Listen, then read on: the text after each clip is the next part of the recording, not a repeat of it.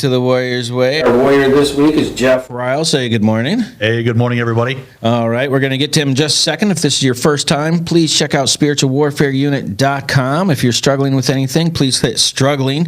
If you need food or clothes or baby formula or mental health or insurance or anything that you could possibly be struggling with, it's on there. If you're doing fine, you know someone that is struggling, help us, help them, help you. Everybody gets a win. All right. Jeff, you were from the Good Justice, and this is goodjustice.com if you guys want to check that out. And tell people just a quick overview of what it is that Good Justice does. Yeah, so we partner with communities, with schools, with families to help them reach their creative potential, what they were meant to be and to do, not just for themselves, but for the sake of the world, for the sake of their community, for the sake of their country. Wow, that was really professional. You like it? That was good. So this is going to be really fun because him and I go way back, actually, and we're going to get into that second. So tell everybody where you're from originally.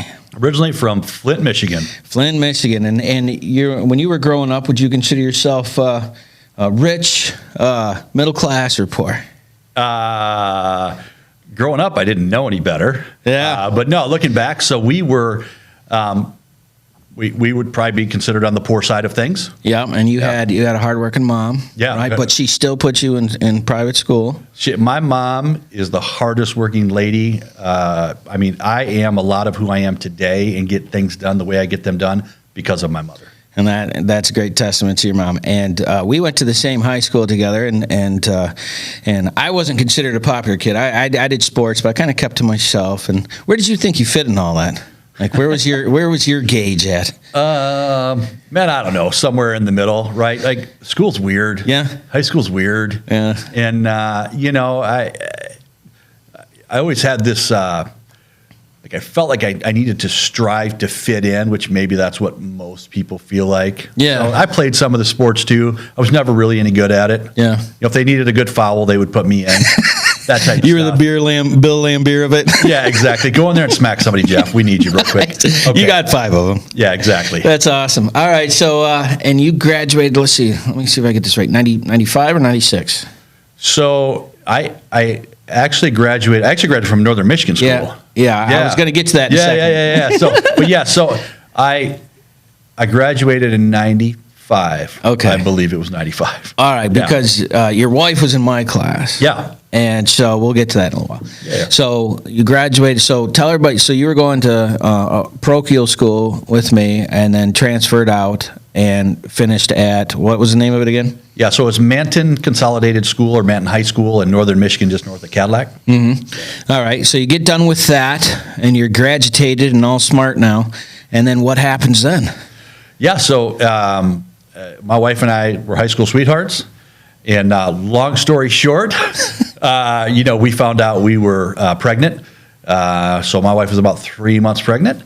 And how old were you when that happened? Oh, Lord, I was young. I was 18 maybe still. 18? 18 maybe still. And so we got married, and this 2 weeks from now, that'll be 27 years ago.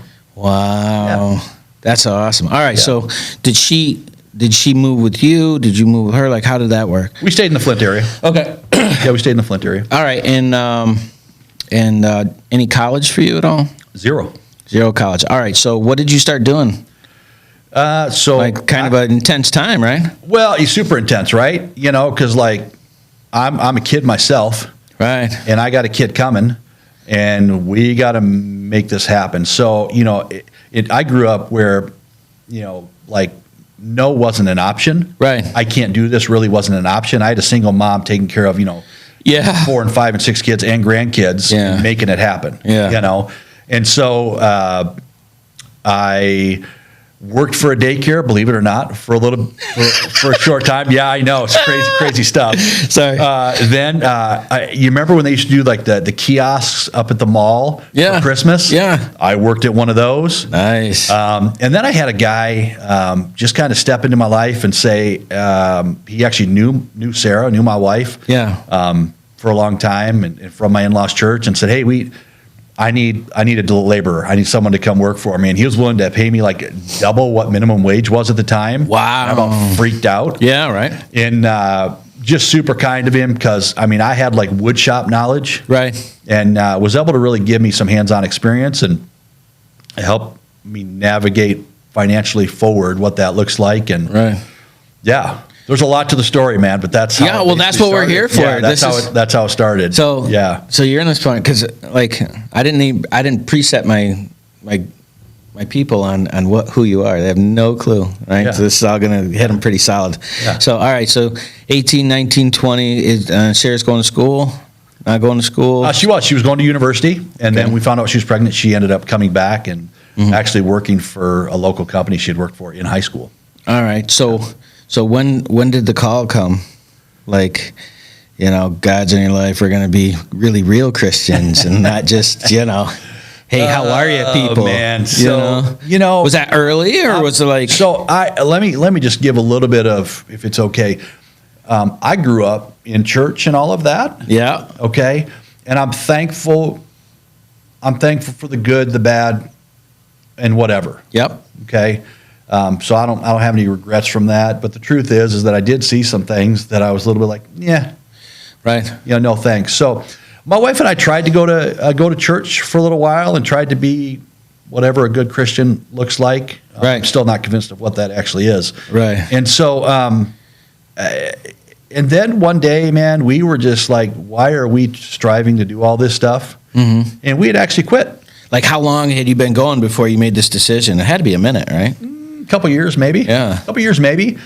And I had a buddy move back into town, and he said, hey, we're going to go over here and try this church, and why don't you come with us? And so Sarah and I were like, sure, man, whatever. Yeah. Why not? Yeah, why not? Yeah. And so we went over and sat in the back, and there was something about that place and something about those people where I was like, okay, maybe parts of the God that were shown to me growing up weren't necessarily God. Yeah, yeah. You know what I'm saying? Maybe he is full of grace. Yeah, like I remember that moment where like maybe it's not all just rules. Yeah. Maybe like there's a relationship. Maybe that's it. Maybe I fit. Maybe I fit, right? Yeah, exactly. So just All right, so so this makes you what, 2021? 2021, yep. All right, so 21. you find this place. Yeah. And you hit, and then what happens? We found opportunity to serve the youth, and so we would serve the youth in whatever events they had going on or different things like that. And then, it was like, hey, what do you need? Sarah and I will help do that. Right. We'll fill a hole. I'm a doer. Yep. I don't like to sit around and twiddle my thumbs. Right. I like to get crap done. Yep. And so, somewhere along the journey, my best friend said, hey, I'm going to Peru. I just wanted to let you know that I'm going to Peru in January. So this is all during that 2021, 22 time. Okay. Yeah. He's all like, right. yeah. So the church is going, and I'm going to go with him. And you stop me anytime, man, if I get ahead of you. No, I will. Yeah. So I said, well, I want to go to Peru. Yeah. How much is that? I want to go to Peru. Shoot, they're still discovering stuff there. Yeah. I like Peru too, man. Yeah. I was just like, I'm sure I'll go because they were going to be building. Yeah. And I worked for a construction company, and I at that point had a pretty good idea of what I was doing. So you could be a help. Yeah. Yeah. But here's the thing. Like, I tell people, like, I didn't go to Peru because I loved God or people. Like, I'm real honest about that. Yeah. I went because it was Peru, and they were going to be building, and okay. And it was Peru. Yeah. Yeah, you're like, It's check mark. It's the Amazon rainforest, right? Yeah. Like, oh, you haven't been there? I've been there. yeah. So, yeah. So that really. So you go, and what happened? Like, what was your experience? So, the building part of it sucked real bad. Yeah, I bet. It's 5 million degrees. Right. And just constant humidity. And we were working, tearing down this building under a tin roof with a tractor inside that was filling it full of exhaust. Yeah, that part was not so great. Okay. All right. That being said, it's a community. I say a community. It's a city in the middle of the Amazon. The only way to get there is by boat or by plane. Wow. Of 750,000 people. 750,000. 750,000 people. Okay, hold on. How do that many people live in that area when you can only get there by boat or plane? Because people just continue to come. So originally there was like the rubber trade was there. and stuff like that. Okay, like rubber trees and stuff? Yeah. Okay. Yeah. All right. Like Firestone. Yeah, okay. Yeah, they all went there and tore it up a long time ago. They're not so much liked anymore. Yeah, right. Okay. But anyway, that's kind of how the whole thing even started there. And now there's tourism and things like that. But really, to answer your question,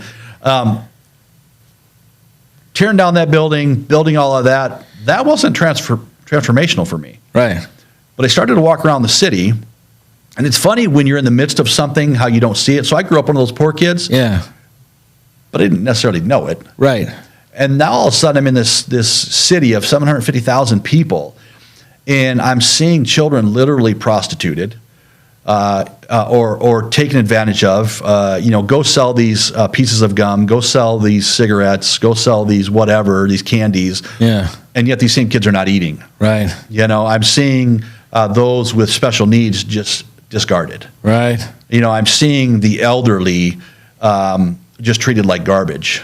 If they can no longer produce, just kind of pushed to the margins of society. And then I saw so many things, and that put us in motion, put us in a direction of, dude, now that you've seen this, You can't unsee it.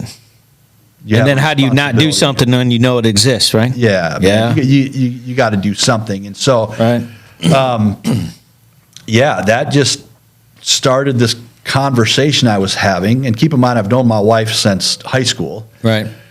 and I'm a guy who can just do and like I don't need a whole lot of preparation or any of that type of stuff. Yeah. My wife then, early in our marriage, and she would tell you this, she needed to know 100%. Yeah. She had to know that she knew that she knew. Yeah. Got it. Now, not so much. Now we're just like, okay, Yeah. go with it. Right. So fast forward a year, I was back in that same city in Iquitos, Peru, Okay. getting exposed to even more of the need. Wow. I want to say later on that summer, I was in another country. Matter of fact, I know it was the same year. I was in another country, and I saw the need there, and it just became abundantly clear to me. Yeah, it's something. This is it. Yeah, something's. I don't know. Somebody's got to do something Yeah. here. This is nonsense. And so I remember going to who was my pastor at the time. He's since retired. He's my friend Bruce Garner. Just if you know him, he's just a great guy, full of grace and kindness, and just said, hey man, I don't really know what this means, but I think. And so at that point, I'd already talked to my wife, and What was their initial reaction? so here's the thing. We lived out in the country, and we were going out for a walk. Yeah.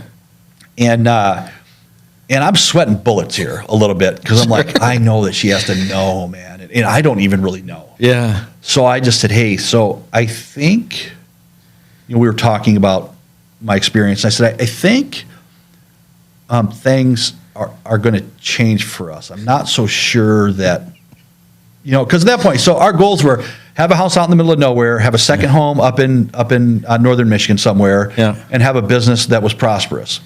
We have All right, hold on.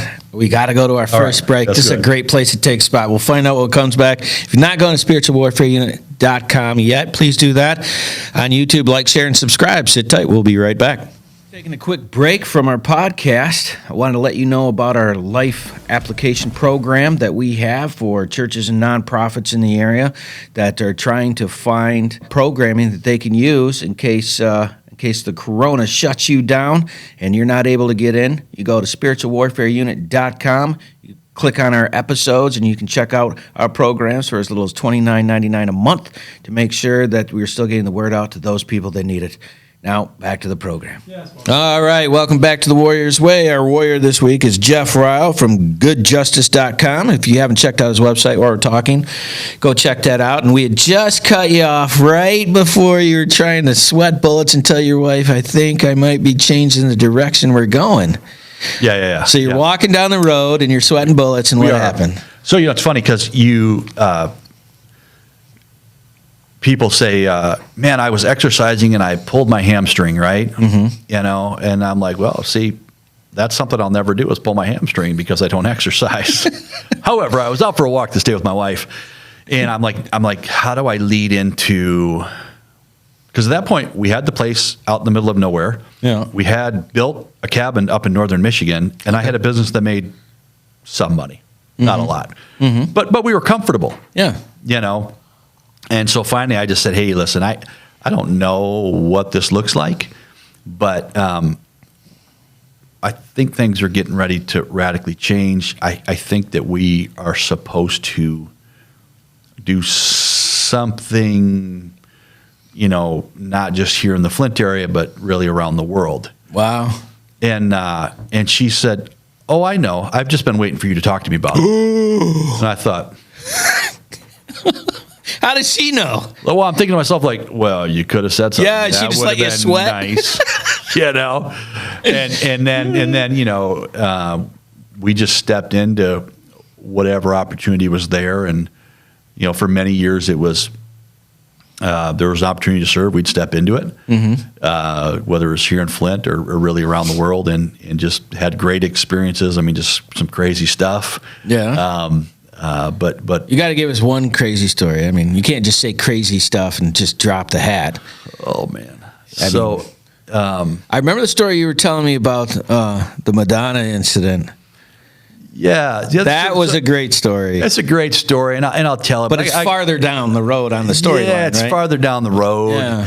You know, and I can tell. You know, but so here's the thing. So I remember here's a crazy one. So we were on our way upriver, up the Amazon, to check wells that had been dug in previous years, make sure they were still in working order.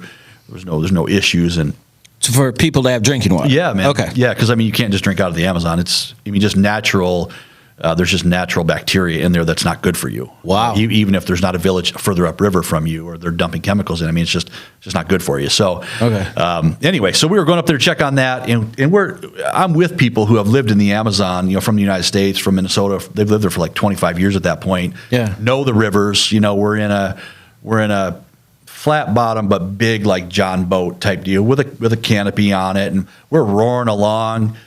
And next thing I know, I'm 3/4 of the way out of the boat. So there was a submerged log. Okay. Yeah, that they didn't see. Oh. And so the boat has gone sideways. So they hit it straight on. How Yes. fast were you going, you think? You know, they weren't being crazy. They were just moving along. Maybe like 10 knots, 12 knots? I don't know. all that Whatever. stuff, man. We were moving. We were going up. I just know I'm almost out of the I'm boat. 3/4 of the way, and it would have went completely out had the guy that I had brought with me not have grabbed me by the ankles. Wow. You know, and then the boat just He flipped back. grabbed you by the ankles. Yeah. Oh yeah. He grabbed right a hold of me. Oh. And I mean, I crushed him. Yeah, and I was like double his size. I crushed him. Grabs me, and the boat just kind of settles back. Yeah. And everybody just, What just happened? yeah, you know, like, is everybody okay? You know, there's 5 or 6 of us there. Yeah. And then I thought, okay, well, I guess we're going to slowly get back. Nope, he just, here we go, man. I just thought, okay. Yeah, because that happens again. Yeah, I thought we were just going to be a little more gentle here, but no, Yeah. we were. And I was wrong. And here's the thing, like, they're still discovering species in the Amazon River. There are places in the Amazon River that are over 300 feet deep. Wow. I don't want to go in it. Right. Okay? Right. Yeah. Yeah. Yuck. Wow. That was was fun. very small. Crazy So- story.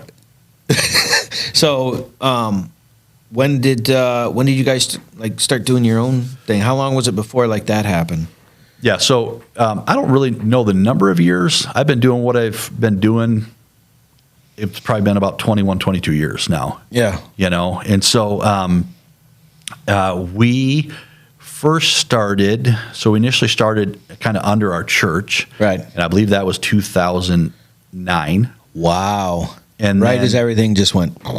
Yeah. Wow. And then officially as our organization in 2010. Okay. Yeah. Yeah. All right. So in 2010. So tell people what your goal was when you started out. Yeah, so our goal was, you know, how, and of course, over all these years, right, it's been honed down to what it actually is today, right? Mm-hmm. And so, you know, first we just started with we're going to help to meet the needs of orphans and the oppressed. Mm-hmm. Like those people that are most vulnerable. Right. And so it was really pretty wide what that meant. Right. It was really pretty wide what that meant. And so that was here in Flint, and really in Peru and in Malawi and Honduras and just some different places.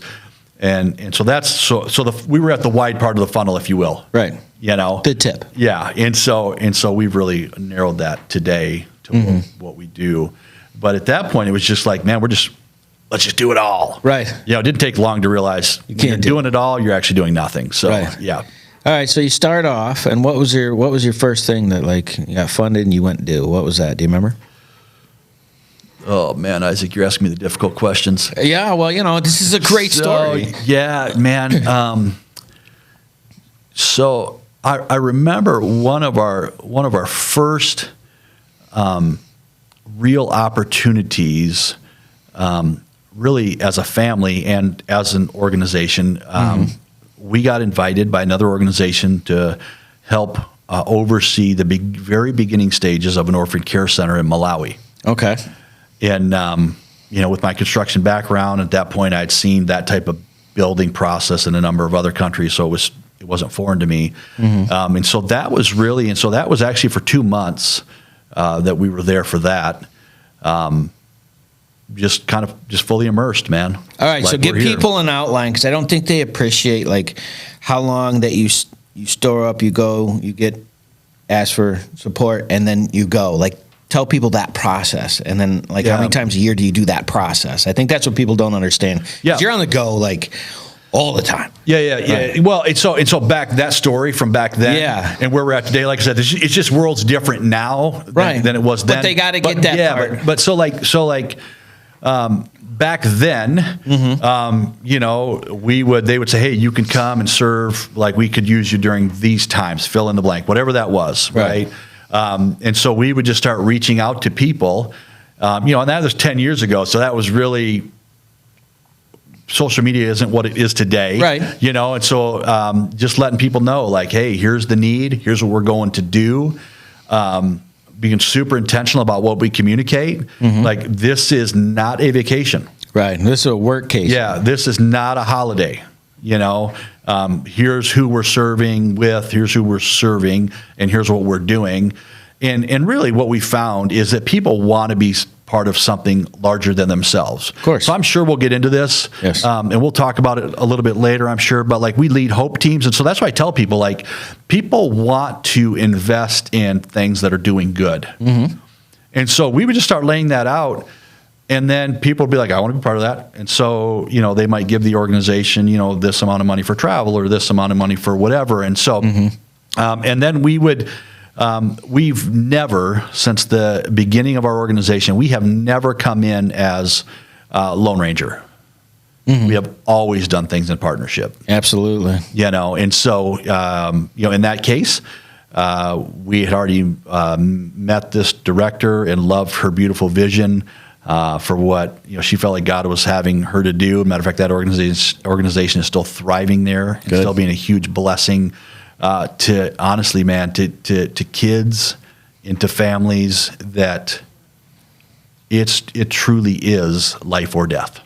Right. Okay, so I don't mean to go that direction. No, that's what it is. Yeah, and so what it looked like for us, man, is we just said we're going to go and help these organizations that are doing this. And if you guys want to help us, come and do it. And then once we went, we didn't really know what we were jumping into. Right, We've never been to Malawi before. So just to get people in there right before you get in this part, because it's cool, right? So you're really, really being a missionary at this point. You're like, all right, we've decided. I had the conversation. My wife said she already knew that. Yeah. So now it's go time. Yeah. And you did it, and you're jumping. Okay, so now you're going there, and you're like, what is that like? Yeah.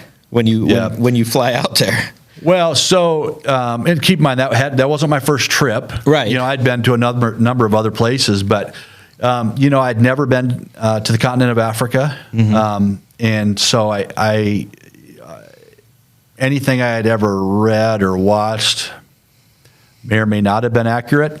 But certainly, honestly, I'd never even heard of the country of Malawi. Right. And most people think I'm saying Maui, and I'm like, When you told me that, I was like, what country is that? Like, I had no clue. Yeah, I was yeah, like, what so- an idiot. no, man, no. So, it's surrounded by a bunch of countries that you would have heard of. Right. And so we step off the plane, and there's a whole music group there waiting for us. Wait, to entrance you? Yeah. Wow. Yeah. So in their case, it was like a whole group of women from the church, and they're just sing-songing us in, and it was very, very welcoming. Wow. And even though Malawi is not very well known, I tell people, man, go. The people are beautiful. Right. The country is beautiful. They're kind and gracious, and it's awesome. And so anyway, so we didn't know really we knew we were staying at the orphan care center, Right. But we didn't know what it looked like. You didn't know what that meant. No, man, we didn't know really what any of that meant. Yeah. So you get there, and it's what? So it's basically a decent sized house, and with a fence around it. And, sometimes you have electricity and sometimes you don't. Right. And there's no rhyme or reason. So when the lights go out, there's candles all over the house. Right. And there are times when you have water and there's times when you don't. Wow. And you just flow with it. Right. And so, so we would just step into it. And so I would show up to the work site and just help to oversee some things.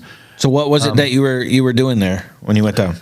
So the vision they had and still have, I think they're 2 stories out of 3 stories into it, because it's very, very costly to build there. They were renting the current place. They're wanting to build the other place, and so it was just to help the director of that organization oversee to make sure things were going the way they're supposed to be going. Okay, because I had the builder's background. Gotcha. So I remember one morning I showed up.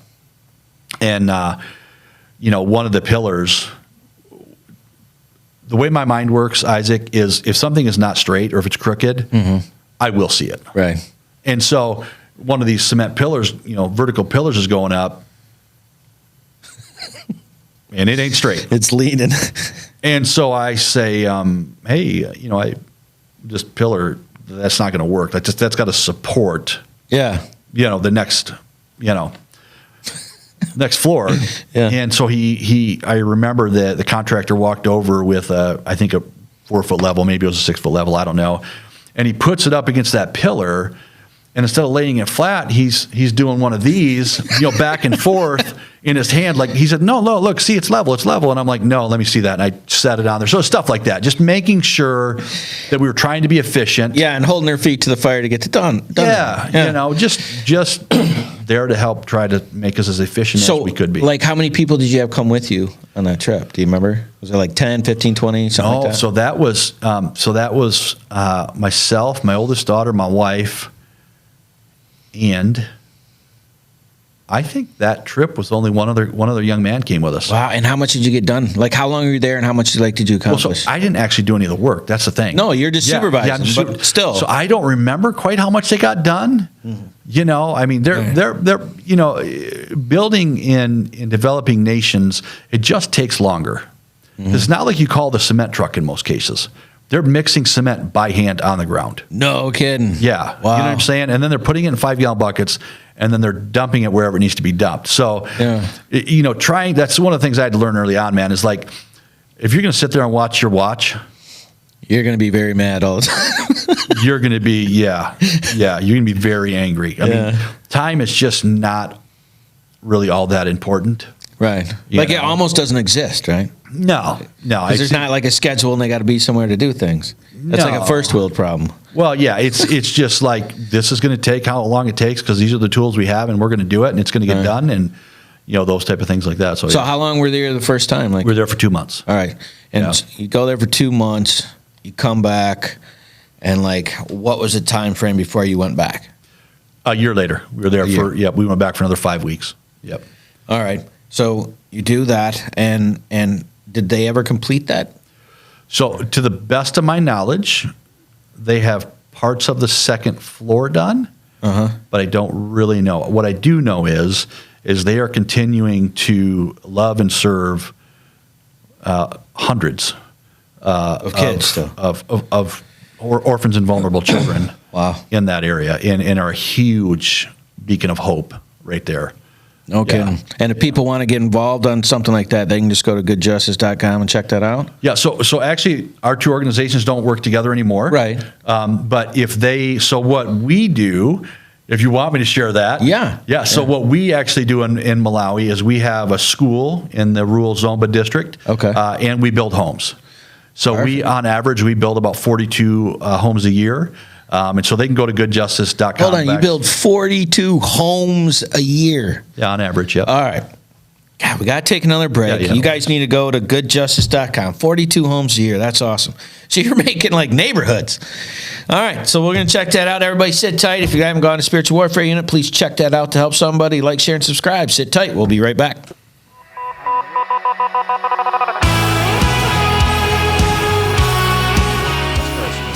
I was like, no way. So people that are talking about breaking the rules use their fingers to speak to each other. And that's what gangs do to communicate from point A to point B. It's almost like this has been in the Bible for 2,000 years. And people feel like it's a new thing. That is unbelievable, isn't it? That things that are happening in your life today are in here from 2,000 years ago. That's very weird. You love me too much and let me stay this way. Jesus, there's freedom in your name. All right, welcome back to the Warrior's Way. Our warrior this week is Jeff Ryal, and he's from Good Justice. And he was just finishing up about his first trip out there and how he was making neighborhoods, basically. And so you get back and give us like kind of a view of what it's like, because you got to like you realize you were doing something, and then you're like, what's the process? So we got to tell people what we're doing, and how do we get more people involved? Like, how did all that kind of develop? Yeah, so, like I mentioned earlier, Malawi is beautiful and the people are beautiful, and for a number of reasons, the country has struggled. Mm-hmm. And I'm just not one of those guys that sits on the struggle. I say, how do we move from here? And there's some things that we have learned over the years: food security, education, and housing, along with healthcare. Mm-hmm. Even in their basic forms. Mm-hmm. If we can help communities get those things established, then cycles of poverty are broken. And so one of the things that's huge in Malawi is people having their own home. Mm. And so, like I said, man, we work out in the bush. We are way out in the middle of freaking nowhere. And like so, GPS not located. Well, I mean, like I could pull it up on Google Maps and show you, but it's out there, right? Yeah. And so we said, well, what does it look like for us to serve here? Right. And, we have some family from Malawi, and so it's very important for us to serve there. Mm-hmm. And so, in 2015, they had abnormal monsoonal rains come through and just start washing out large portions of the country. Wow. Like washing, like if they had chickens, if they had, goats, pigs, whatever, farming, homes. Yeah. It was just washing stuff away. Wow. So initially, we said, well, we need to respond to this. And so we did with just temporary, like tarp type, emergency response type stuff. Yeah. And then we were like, okay, now we need to help rebuild. And so that really launched our Rebuild Malawi campaign. Mm-hmm. And so that was 2015. And like I said, on average, we build about 42 homes a year. Mm-hmm. And they're basic structures. They are fired adobe brick. Okay, what does that mean, fired adobe brick? So what that means is they make their bricks out of mud, straw, grass, whatever. They form them, they put them in the sun to harden, then they stack them, then they put fire from 4 different sides to harden them. So we're talking like Egyptian bricks. Yes, sir. Wow. Yeah. Like wow. Yeah. So these homes are roughly 18 foot by 18 foot. They will have, like I said, they're very, very, there's no electricity, there's no plumbing. Yeah. Because the truth is, where a lot of these people live, there are none of those things. Right. And then they will have a regular, aluminum roof. Okay, so hold on a second. So how do they get candles and stuff? How does that work? Yeah, so there will be markets. Oh, there is. Oh yeah, there's markets everywhere. I mean, there's still commerce. Okay. But I mean, they're just not going to run electricity to places where people can't pay for it. I was just like, you said the bush, so I'm sitting there thinking, man. Nah, man, there'll be a road in there. And people road. Well, no, that's true. Or people traveling through, or if so and so's going into a larger city, hey, can you pick me up this? And they'll just bring it back. Yeah. Man, so like in my head, I'm picturing like the Indiana Jones situation. Sure. Sure. Like Temple of Doom, where he goes in the town and there's a little market square place, and then just in the middle of just absolute nowhere, and these people need help with this stuff. Like how many people did you say was living there again? In the country of Malawi? Yeah. So I don't know the current stats. What they used to say is there were 14 million people in the country of Malawi. Wow. With upwards of 3 million orphans. Wow. Yeah. The math on that, 1/3 is orphans. That's great. 1/5 is orphans. Yeah. That's nuts. Yeah. All right. And so how many's in this town that you're helping rebuild? Like how many people? I don't know that either. Okay. Yeah, that. Are we talking like, if you had to guess, like 20,000, 50,000, 100,000? No. So I mean, where we're at, like a rural community or a village, we're talking 100, 150.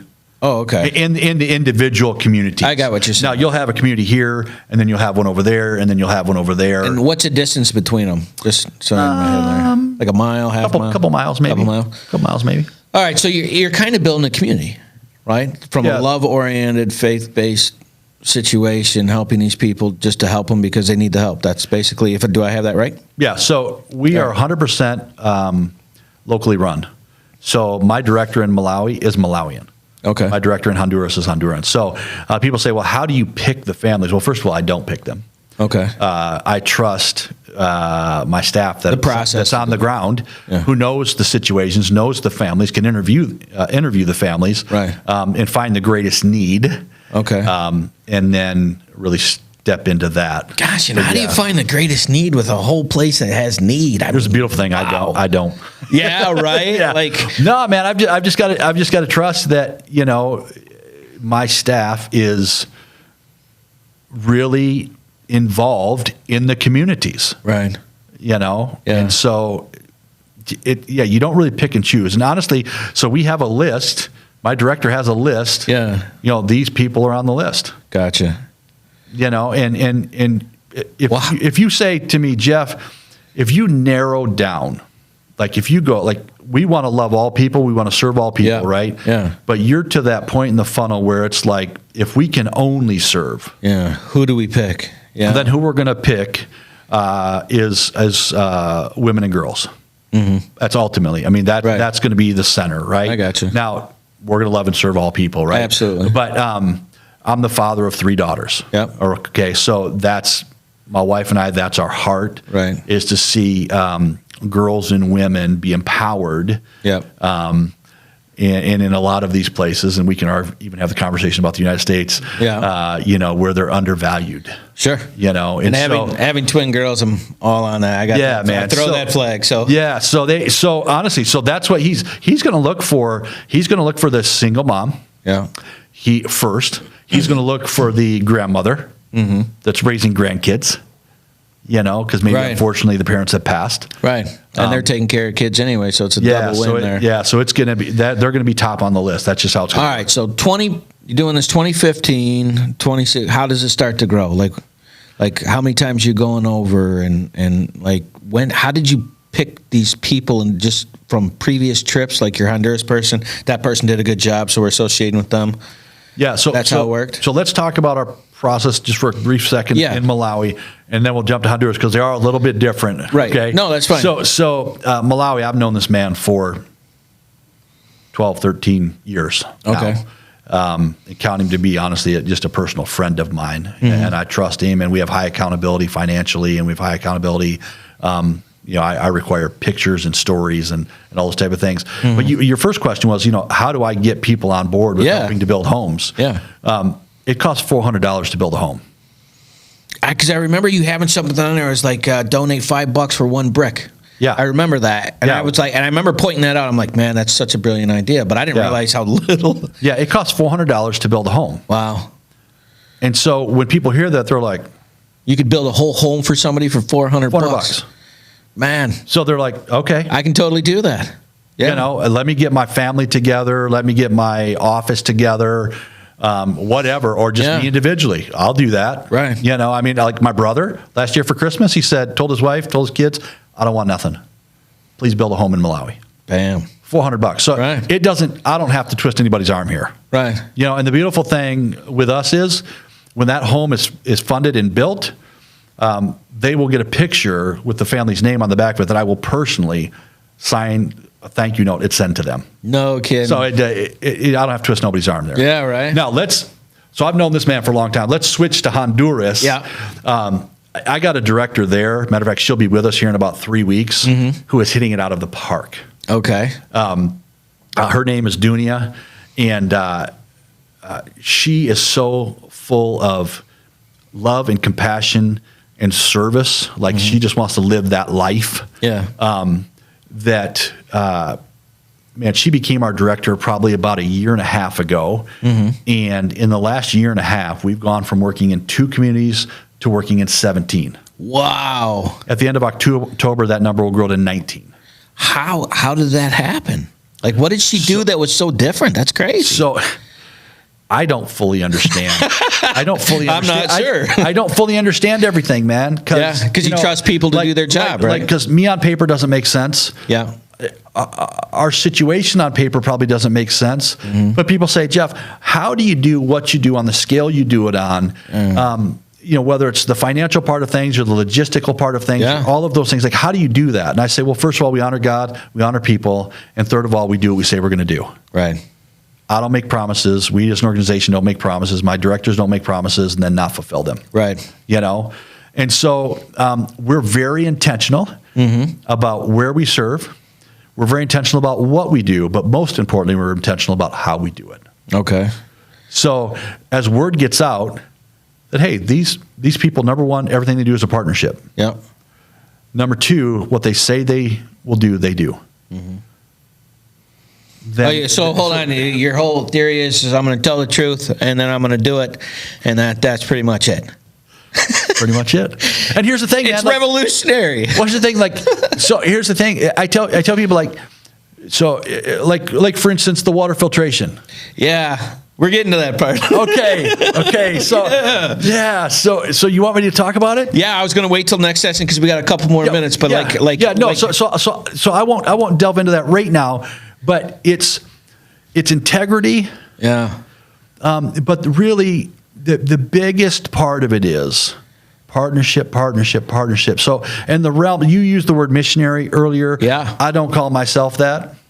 It's just the definition of the action. I get it. Earlier you said faith-based. Yep. Yeah. I don't say faith-based. Yeah. But I get it. Maybe we close with this before we pivot. So people say, are you a faith-based organization? I say, no, we're not. And Right. sometimes if they're from a faith community, they recoil a little bit. Sure. And I say, but let me tell you why. Yeah. what we are. Tell them why. We're a faith-inspired organization. There you go. Faith-based may mean that we're out proselytizing people, we're out standing, bully pulpiting people, things like that. Right. And I'm not knocking any one Any of those ministry. things. I'm not knocking any of that stuff. I'm just saying but I just want to make clear with you that we don't do that. Right. And we're not going to let you do that. Well, Allegedly. Yes. I say that as kindly as I can. Yes. But then I'll say this, but we're a faith-inspired organization. We do what we do because we believe that God loves all people, and therefore we're going to choose to love and serve all people. And by loving and serving all people is making sure that the application of what we believe is done by our actions. That's what you're trying to tell people, correct? Yes. And our actions let you know what we think. Yes.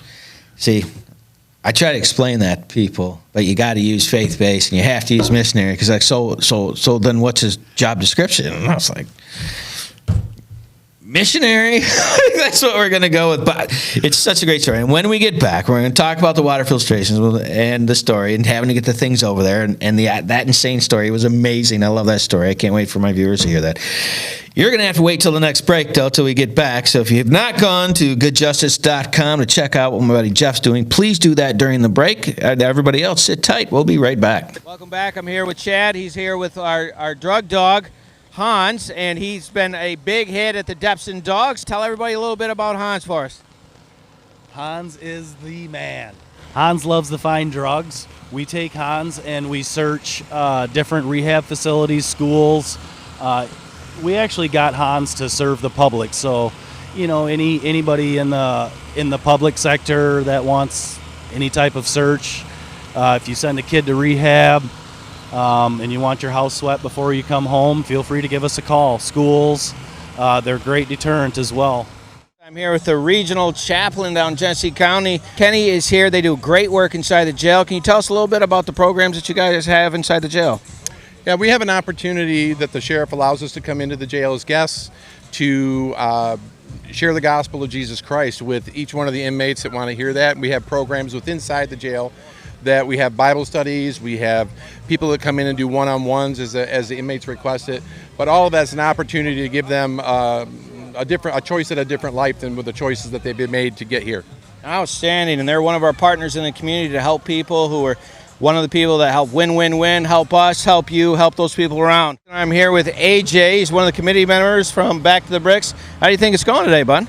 Good. Yeah, I mean, everybody's here. Everybody seems happy, and we're doing it up in Flint just right. Yeah, it's been a really good time. We're right by the jail, hanging out with some been very cool cars. And right to our left is their son was a deputy who had passed away, and so what they do is they have his car come out and they show it off at the different shows. We're sitting down here with UCAN and Reach the Forgotten and Spiritual Warfare Unit and Depson Dogs and Back to the Bricks, of course, with the cars because you guys are the cool kids.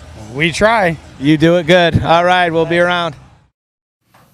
All right, welcome back to the Warrior's Way. Our warrior this week is Jeff Ryal. I hope you had a chance to go to goodjustice.com, check out what he's doing. So our third session is called our gem session, where we get a gem, a funny story that has gone through. And you had told this story before, and I laughed for weeks after this.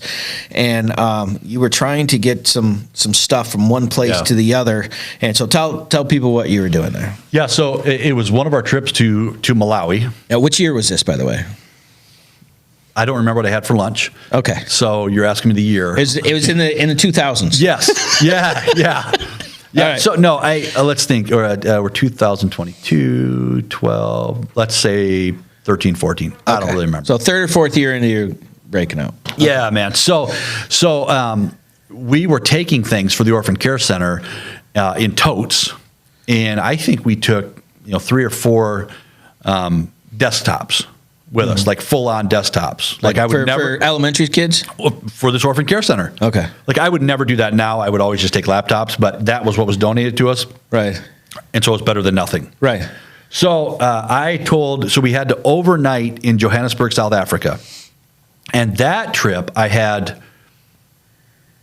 6 or 8 people with me. Yeah. Okay. And some dear friends with me. And matter of fact, one guy is just really, really a dear friend to me, named Brian. But I told the whole group, hey, listen, when we're going through customs here in South Africa, so we're just overnighting, we're not even staying. Put your stuff on your cart. Don't make eye contact with anybody. Stay on me. Yeah. We get almost to the side, and I turn around, and Brian is gone. And I'm like, oh, man. So I said, somebody take my cart.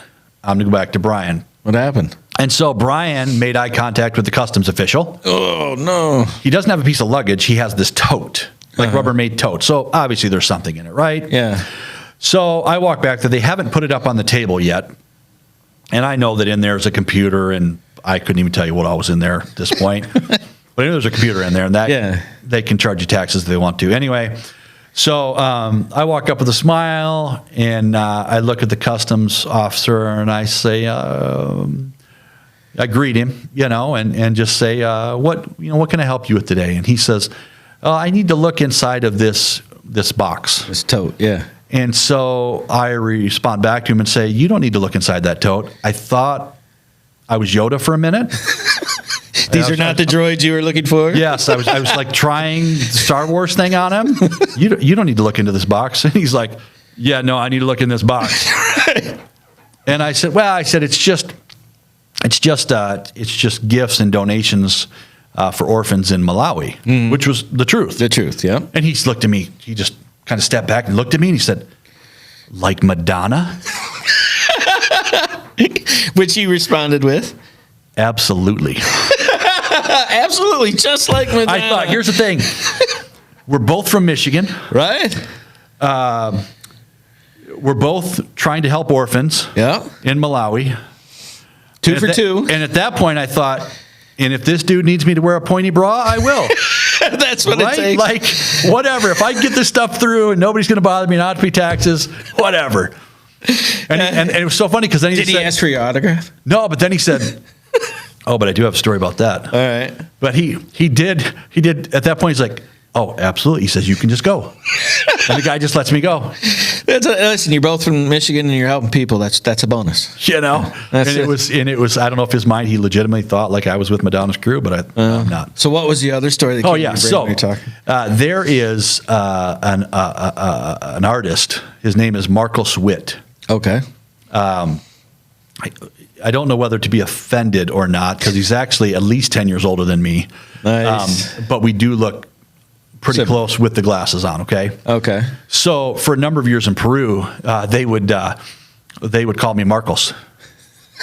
So one year, I just felt like a number of my friends in Peru were going through some rough times. Mm-hmm. And like I told you earlier, I'm just a guy that does things. Yeah. And so I felt like I needed to go. This was on like a Tuesday. Yeah. By Thursday, I was on a plane. Wow. Okay. And just go and be with people. So most people didn't know I was coming. I did have to tell one guy because I needed a place to stay. Right.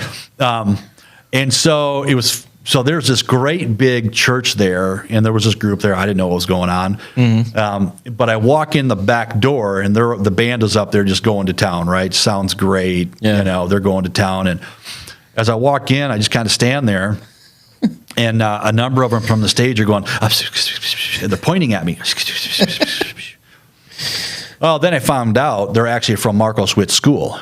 Oh. Right? But they'd never met Marcos Witt. Wow. Okay. And they think You're him. I'm him. Oh, no. And This is going to be fun. And so I walk up there and I just kind of sit down and I watch. And after they're done, I kind of stand up and they come up to me and they say, could we have our picture taken with you? Shut up. You said yes. Absolutely. That's beautiful. How many was there? 6 or 8 of them. And so we're getting our picture taken. And then I say, I'm not Marcos Witt. And they're like, yeah, absolutely. You just like, here you go. Yeah, not the guy. Not the guy. I would have signed it. Not Margot. Yeah. That's so funny. Oh, Yeah, my yeah. Lord. Man, that's great. So you get done with those. So you get this stuff over there. Now explain to people. Oh, my gosh, I'm tearing. Give me a second. Woo, that was funny. God, just to have I've that. got a disgusting story if you want that one too. Just let me Listen, know. you can't throw stuff like that at me without telling. Now I got to know. Like, what? Give it to me. I got to have it. Okay, so it's the remainder of the boat flipping story. Okay. You want the remainder of it? Well, yeah, you can't just throw it out there here's and the not deal. give it. So we're up there in these villages checking these wells to make sure they're working correctly. And Yeah. and what I have learned over all these years is when you are a guest in a community in somebody's home and you're getting something to eat or to drink, Okay. and to refuse is very rude. Wow. Okay. And so now let me paint the picture. We are up the Amazon and then up the Tawayo River. Okay. So we're out there. Way We're out there. Okay. Like you can get further out, but I mean, we're probably 2 to 4 hours from the big city. Okay. Wow. Yeah, by boat. So we're ways up there. So the first community, they give us lemonade, like grab lemons out of the tree, squeeze it. The water they used was from the well. Like that's what no problem. Yeah. Second community we go to, we're welcomed into this great big, I think it was just a common building. Mm-hmm. And so it's my friend who's lived in Iquitos, Peru from Minnesota for like 25 years here. Me, a guy I had brought, and then this guy's dad is sitting over here, and they're all speaking in Spanish at that point. I didn't know what was being said. Right. I understand now. I didn't then. Yeah. And so they're just talking. The chief's wife comes in with like a silver platter and some silver cups. Kind of think like Coleman camping Okay. type stuff. You know, Got she it. comes in, nicest stuff I'm sure she had. And so she bends down and she offers my friend next to me here a cup, then me, and works her way around. And man, I never want to. I'm desperately trying to be a better person. Right. But even then, I was like, I knew better than to offend somebody. Yeah. So you could say something in English, and they're still going to wonder what you're saying, even if they don't understand English. Yeah. And if you make a face, no good. So my friend Oh, no. puts his cup up to his mouth, right in front of his mouth, to block his mouth, and says very quietly to me, Jeff, you do not have to drink this. You probably won't offend them.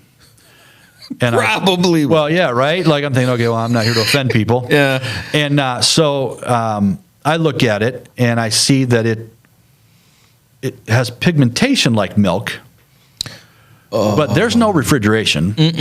And I don't know who or what this might have come from. And so I start to take a drink, and there's chunks in it. Oh, no. You can't make faces. Oh, I already offended. Oh, sorry. So My bad. another thing I've learned is if you don't care for something, let it last for as long as you're there. Because if you finish early, you're getting more. Really? Yeah. So I get it about halfway gone, and my buddy puts his cup back up to his mouth to block his mouth and says, Jeff, you do not have to drink this. And this is a pretty direct guy, and I'm thinking, oh, no. Yeah. This is not good, right? Yeah. So I finish it as we're leaving, chunks it all. We get in the boat, and from that community, from that village to the next village, this guy and his dad, thank you so much. You honored them. I thank you for doing that. They're kind of going, it seemed a little bit to me like over the top, Yeah. right? Because I'm like, it sucked. Don't get me wrong. Yeah. But Hold on. What it tastes like? Give me your best. maybe It sounds like almost cottage cheese, but not quite, and you're drinking a it. salty type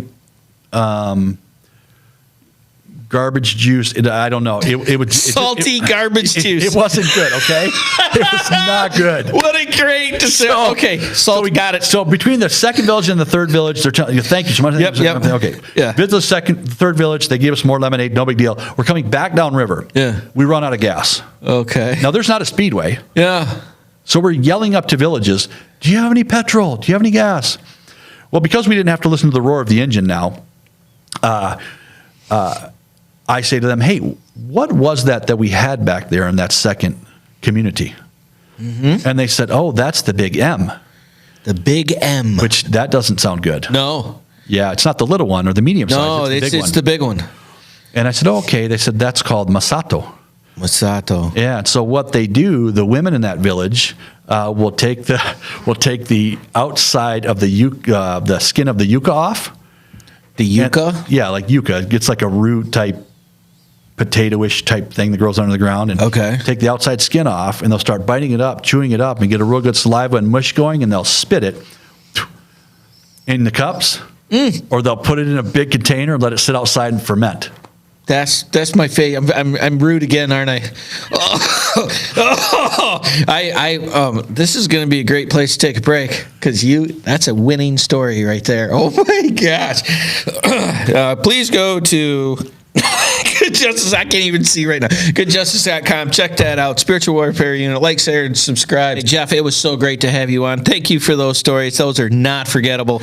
And if you guys want to help what they're doing, just to love people and help them out, go to GoodJustice.com. He's one of our partners. We're going to help him because, we love people and we love God too and love what you're doing and everything. If you guys like what he's doing, please check up on there. Maybe you can be one of the people going down there and help somebody out. Like, share, and subscribe. We'll see you guys next week. Do you have a nonprofit in your area that's doing a lot of work that people should know about? Feel free to contact Spiritual Warfare Unit at 810-715-9319, and we would love to have them on to see what good they're doing in the community and find out their story. Thank you so much.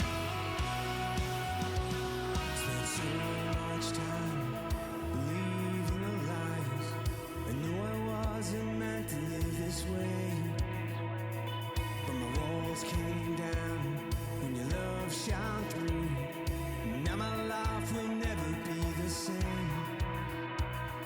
You love me too much to let me stay this way.